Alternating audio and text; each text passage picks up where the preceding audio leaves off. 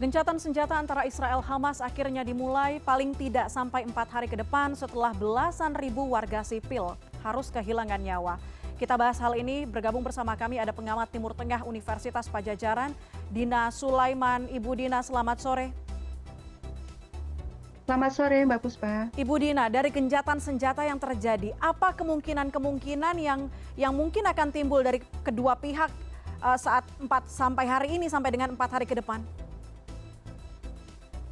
Ya, tentu kita berharap bahwa betul-betul tidak ada serangan lagi yang dilakukan oleh Israel ke Gaza sehingga dalam 4 hari ini bantuan bisa dialirkan, didistribusikan ke masyarakat Gaza di berbagai wilayah. Karena memang ini yang paling urgent saat ini ya, butuh pangan, juga butuh bahan bakar untuk menyalakan generator listrik, terutama di rumah sakit supaya bisa merawat pasien-pasien yang sedang dalam kondisi sangat kritis. Baik, tapi Bu Dina, kita tahu Israel sebelumnya sangatlah bersikeras tidak akan melakukan gencatan senjata. Tapi sekarang malah mengiyakan usulan gencatan senjata ini. Apa yang terjadi menurut Anda, Bu Dina? Ya, pertama memang kan tekanan internasional sangat besar ya, publik di seluruh dunia, masyarakat sipil berdemo di mana-mana, kemudian juga banyak pemimpin negara, terutama juga para pemimpin negara-negara OKI juga menyerukan adanya gencatan senjata. Saya pikir itu yang mendorong Israel untuk bersedia menerima gencatan senjata ini. Plus juga ada kemungkinan lain, yaitu bahwa memang di darat, di perang darat itu memang kelihatannya Israel memang sangat terdesak juga ya, karena perang darat berbeda dengan situasi ketika misalnya Israel selama 48 hari itu memiliki kekuatan di udara, melakukan serangan udara. Tapi kalau perang darat head to head dengan para pejuang Palestina, situasinya sangat berbeda.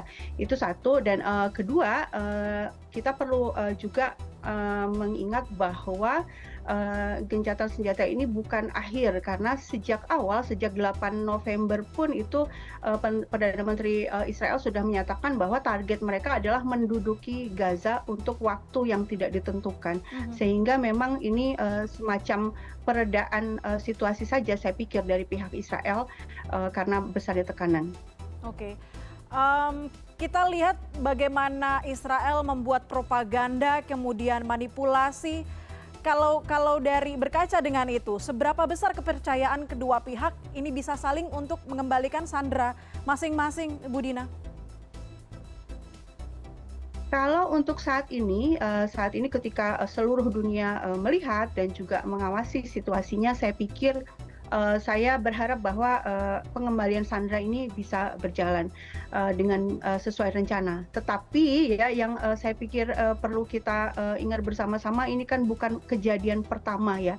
Serangan Israel itu ke Gaza itu sudah terjadi berkali-kali, 2010, 2011, 2012, 2014, kemudian 2021 juga, 2022 juga, September 2023 juga, sebelum sekarang Oktober, dan yang disebut gencatan senjata itu juga sudah berkali-kali dilakukan.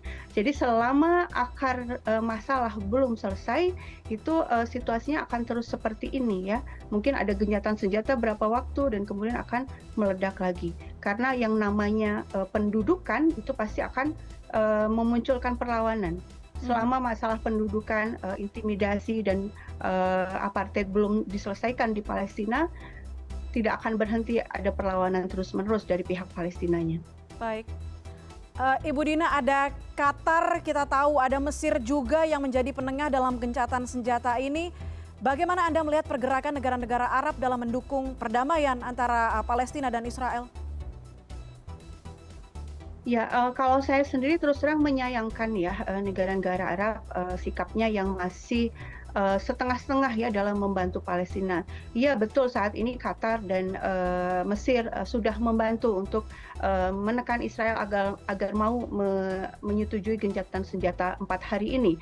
Tapi seperti saya bilang tadi, akar persoalannya itu harusnya diselesaikan gitu ya. Dan saya pikir sebenarnya negara-negara Arab, terutama yang kaya raya, yang kaya minyak, itu punya power yang lebih gitu ya untuk menekan negara-negara pendukung Israel, terutama Amerika Serikat, untuk berhenti mendukung Israel agar ini ya, jadi artinya Israel bisa melakukan serangannya terus-menerus tanpa ada hukuman sama sekali itu kan karena ada dukungan dari negara-negara besar, terutama pemegang veto yaitu Amerika Serikat. Nah, negara Arab itu sebenarnya punya power yang lebih besar, yang sangat besar. Seandainya mau melakukan misalnya embargo minyak beberapa hari saja, itu sebenarnya perang ini sudah sejak awal bisa dihentikan karena tanpa minyak, tanpa ada energi, tentu tidak ada logistik untuk melakukan perang. Wah, baik. Bagaimana kemudian dengan two state solution yang digembar-gemborkan oleh negara yang mendukung Israel, Amerika Serikat? Apakah ini mungkin akan berpengaruh atau justru akan berpihak hanya pada Israel saja?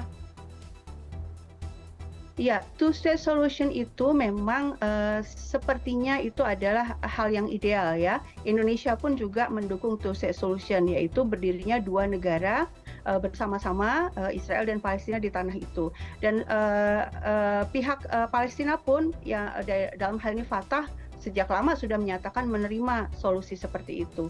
Dan Hamas pun sebenarnya sejak 2006 ketika ikut dalam pemilu, dalam proses demokrasi juga sudah menyatakan menerima wilayah Gaza dan tepi barat, yaitu wilayah 1967. Tapi persoalannya seandainya betul komunitas internasional, PBB, dan negara-negara barat itu mendukung two state solution, harusnya berarti kan dua wilayah yang memang diperuntukkan untuk Palestina itu dibebaskan dari pendudukannya Israel gitu ya. Gaza itu seharusnya tidak diblokade lagi. Sementara Gaza diblokade sejak 2006. Kemudian tepi barat saat ini itu hampir 80% itu diduduki oleh Israel. Jadi seperti apa two state solution ketika Israel tidak juga keluar dari tepi barat dan masih memblokade Gaza? Jadi ketika ada negara yang menyatakan mendukung two state solution, sebenarnya konsekuensinya berarti menekan Israel untuk keluar dari tepi barat dan untuk melepaskan Gaza dari embargo. Karena yang namanya negara itu kan harus berdaulat. Ketika di blokade berarti kan tidak berdaulat. Ketika diduduki berarti kan tidak berdaulat. Ya, jadi kalau two state solution disampaikan, tapi kemudian tidak ada langkah konkret untuk menegakkan itu, memberikan kedaulatan kepada Palestina, ya berarti itu masih hanya basa-basi saja, gitu. Oke, untuk apa two state solution kalau ternyata Palestina tidak benar-benar merdeka begitu ya Ibu Dina? Dan kita lihat nanti seperti apa, apakah gencatan senjata ini akan bertahan atau tidak? Apakah memang masih harus ditunggu lagi? Demikian juga ini menjadi pertanyaan kita semua, apakah gencatan senjata ini kemudian jadi penghentian permusuhan antara Palestina dan Israel. Kita tunggu seperti apa kelanjutannya nanti. Ibu Dina Sulaiman, terima kasih banyak, pengamat Timur Tengah dari Universitas Padjadjaran, sudah bergabung bersama kami di CNN Indonesia Connected. Selamat sore. Selamat sore Mbak Puspa, terima kasih.